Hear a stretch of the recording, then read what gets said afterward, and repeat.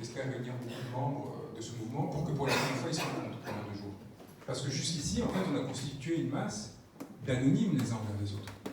Comment faire confiance à celui qu'on n'a jamais fréquenté et qui soudain vous rejoint dans un monde où tout est poison et division, où l'on découvre encore aujourd'hui, à travers un article du Monde, que l'un des plus grands penseurs marxistes des années 60 était en fait financé par la CIA pour tenter de perturber l'Union soviétique, où donc tout est faux semblant, où il est impossible de jauger de la sincérité réelle de quelqu'un en tout cas qui ne vient pas à nous via un tiers de confiance.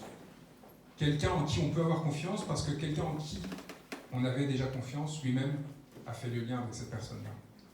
On ne peut pas en réalité. On marche à l'aveugle, désespéré, et comme Saint Sébastien, les flèches nous traversent.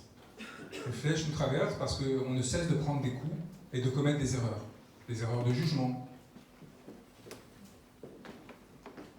Et donc, fin septembre, l'idée c'est qu'il y a un premier lien, une première espace de rencontre, où nous commettrons des erreurs, mais où nous aurons au moins le temps de se jauger. Et là, une décision stratégique. Je vous la partage pour que vous réfléchissiez aussi aux difficultés qu'il y a à faire naître des alternatives dans ce pays. Aujourd'hui, en France, la seule façon d'exister dans l'espace institutionnel et médiatique, c'est de se présenter aux législatives. Pourquoi ?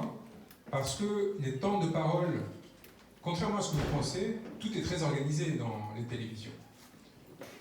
Il y a des personnes qui sont payées à temps plein pour calculer combien de temps ils vont pouvoir inviter telle ou telle personne selon la force politique ou la sensibilité politique qu'ils représentent. Et donc vous allez avoir tant de pourcents qui va être attribué à la France Insoumise, tant de pourcents qui va être attribué au Rassemblement National, et ainsi de suite. Et ce pourcentage dépend exclusivement du résultat des législatives. De sorte que si vous ne vous présentez pas aux législatives, quand bien même vous ne croyez absolument pas au régime parlementaire, quand bien même vous luttiez contre le régime parlementaire, pour rétablir, comme en Suisse, un contrôle par les citoyens sur la construction des lois. Si vous ne vous présentez pas à cette législative, vous n'existez pas médiatiquement. Et si vous n'existez pas médiatiquement, eh bien vous devez concurrencer sur les réseaux sociaux des gens qui ont des agences de communication qui leur achètent des likes et des followers et qui leur mettent des haribots dans les mains pour s'assurer que les 15-25 ans fassent le travail à la place du reste de la population et, pris dans leur naïveté, donnent de la force à des forces politiques dont ils n'ont en réalité aucune idée. L'autre enjeu des législatives, c'est que les subventions publiques aux forces politiques en France sont déterminées au nombre de voix que vous faites aux législatives. 1 euro par voix. Et c'est là que vous comprenez qu'il y a des forces politiques qui, depuis des années, existent en faisant entre 0 et 2% aux élections et qui continuent. Ce qui peut un peu troubler. On pourrait se dire, bon, Coco, il y a autre chose à faire dans la vie. Enfin, il ouvre une librairie, devient, je ne sais pas. Et ils continuent. Et ils continuent pourquoi ? Parce que c'est leur assurance vie. C'est la garantie d'encaisser des centaines de milliers, voire des millions d'euros chaque année. Ces petits boutiquiers, comme je les appelle, touchent des salaires de jusqu'à 6 000, 7 000, 8 000 euros en tant que chef de parti. Et pourtant, ils viennent vous faire des vidéos sur YouTube en disant à quel point ils sont désespérés, ils sont invisibilisés, à quel point du coup c'est important que vous leur donniez plus d'argent qu'ils avaient déjà récupéré par la subvention publique. Mais si vous ne touchez pas de subvention publique, vous le savez comme moi, les restrictions pour donner à des forces politiques sont très importantes. Il y a des plafonds dans tous les sens, etc. C'est très compliqué d'exister en dehors du système, surtout si vous ne défiscalisez pas, etc. Donc, qu'est-ce qu'une force comme la nôtre doit faire dans une situation comme celle-ci ? Est-ce qu'elle doit renoncer à exister dans ces espaces-là ?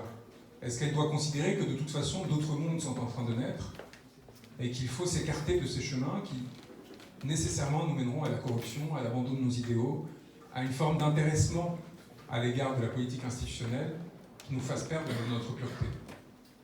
Ou est-ce qu'elle doit, au contraire, se saisir du taureau, le prendre par les cornes et lui dire « je vais mettre un pied chez toi, je vais m'imposer à toi, et je vais te défier sur ta propre arène, dans ton propre champ, et je vais te battre en jouant avec les coordonnées de ton système ». Cette décision, vous imaginez bien, si un homme la prend seul, elle sera nécessairement mauvaise. Et donc ça fait partie Une fois qu'on sort de la virtualité, du rôle de spectateur, des décisions que l'on doit prendre collectivement et que l'on aura à trancher fin septembre. Et on a besoin d'autant de personnes que possible qui viennent nous rejoindre pour contribuer avec leur naïveté politique, avec leur distance par rapport à ce jeu-là, pour dire, bien, écoutez, moi je pense que pour telle ou telle raison, vous devriez ou vous ne devriez pas. C'était déjà le choix qu'on a fait pour savoir si on voulait participer au présidentiel ou pas. 500 parrainages. 500 parrainages, ça peut sembler énorme, puis après je vous dis tout d'un coup qu'il y a 40 000 maires. Enfin, pardon, 36 000 maires, plus 4 000 autres élus qui peuvent donner leur parrainage. Là vous dites, en fait c'est pas grand-chose. Mais après je vous rajoute qu'en réalité il n'y en a que 12 000 qui donnent en moyenne. Et que parmi ces 12 000, il y en a 6 à 8 000 qui en donnent aux forces politiques déjà existantes, les Républicains, le Parti Socialiste, tous ceux qui sont liés, et qu'il n'en reste que 3 à 4 000 pour l'ensemble des autres forces politiques, RN, France Insoumise inclus, et aussi tous les autres candidats. Et que donc vous devez vous répartir, et vous devez aller chercher ces 500 parrainages dans ce tout petit espace qui vous est offert, et qui est complètement dispersé sur l'ensemble du territoire, dans des villages parfois de 100 habitants, 200 habitants, qui ne sont pas connectés à vous, qui ont souvent jamais entendu parler de vous, parce qu'ils s'informent par des voies institutionnelles, parce qu'ils ne s'intéressent pas forcément à la politique, parce qu'ils sont maires, parce qu'ils ont envie de servir à la société, et non pour gagner du pouvoir. Et je rajoute à ça, et je vous fais découvrir que beaucoup des petits candidats qui obtiennent les 500 parrainages ne le font pas du fait d'une sorte de grâce divine soudaine qui leur tombe sur eux, mais parce qu'ils payent pour avoir ces parrainages. Jusqu'à 500 € le parrainage. Et que donc s'ajoute la question de la corruption légale. Légale, vous payez un intermédiaire, vous lui dites je vais te payer au nombre de parrainages que tu m'amèneras. Légal. Comment est-ce qu'ils trouvent leurs 200, 300 000 € pour le faire, ça je ne sais pas.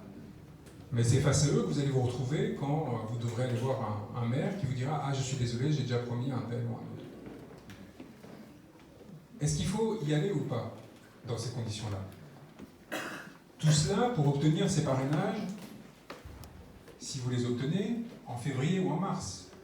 Parce que le moment de la collecte effective de ces parrainages est d'un mois entre février et mars.